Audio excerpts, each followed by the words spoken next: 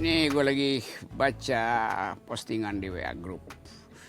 Bunyinya William Liddell menilai Habibie lebih setia pada demokrasi daripada Jokowi itu.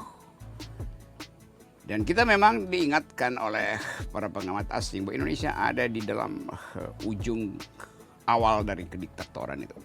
Kita tahu bahwa dalam 1 tahun ke depan akan ada yang disebut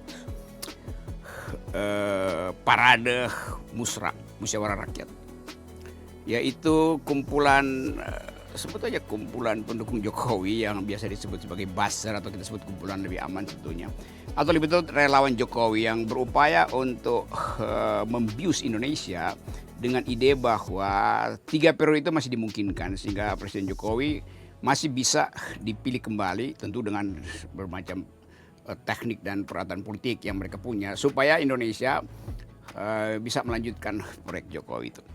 Dan ini mengingatkan saya pada tradisi apa dulu ya namanya tuh, kebulatan tekad zaman Orde Baru tuh. Orang kaget seolah-olah ini adalah kehendak rakyat, padahal dari awal kita tahu yang disebut rakyat adalah relawan Jokowi.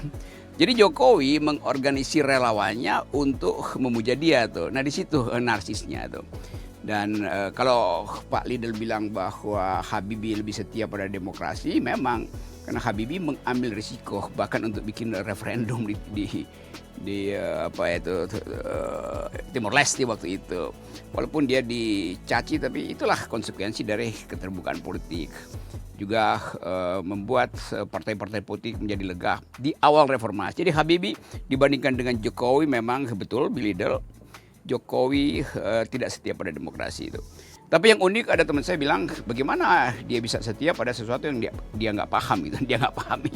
Jadi orang tidak mungkin setia pada hal yang tidak dia pahami, dan Pak Jokowi memang tidak paham demokrasi. Dulu juga saya sudah ucapkan itu, bahwa Jokowi memang tidak paham demokrasi. Kalau dia paham demokrasi, dia tidak akan menghalangi oposisi. Nah sekarang kita terjebak di dalam keadaan tanpa oposisi. Semua partai politik diserap ke dalam kekuasaan Pak Jokowi. Udah diserap pun dia masih gamang, galau. Karena itu dia organisir yang disebut sebagai musra itu. Jadi teman-teman, kita ingin agar supaya Indonesia diasuh dengan akal pikiran. Dan yang terutama adalah membiasakan kita untuk bertengkar. Nah kritik saya hari ini adalah tentang ketidakpatuhan Presiden Jokowi pada konstitusi. Konstitusi melarang dia untuk bahkan memberi sinyal dia boleh 3 periode. Karena konstitusi kita final bilang hanya boleh 2 periode. Hanya orang yang punya arogansi dan tidak paham konstitusi yang ingin melanggar janji republik, yaitu demokrasi harus dihasilkan dari kompetisi bebas. Itu pentingnya 0% threshold, bukan 20%. Itu pesan sore ini. Rocky Gerung, RGTV. Jangan tonton, bahaya. Salam akal sehat.